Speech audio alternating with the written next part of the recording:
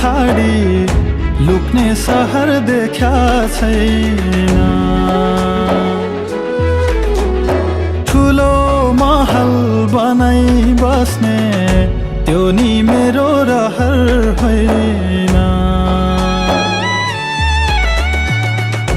भत्किएको छाप्रो माथि छाना कहिले होला। भत्किएको छाप्रो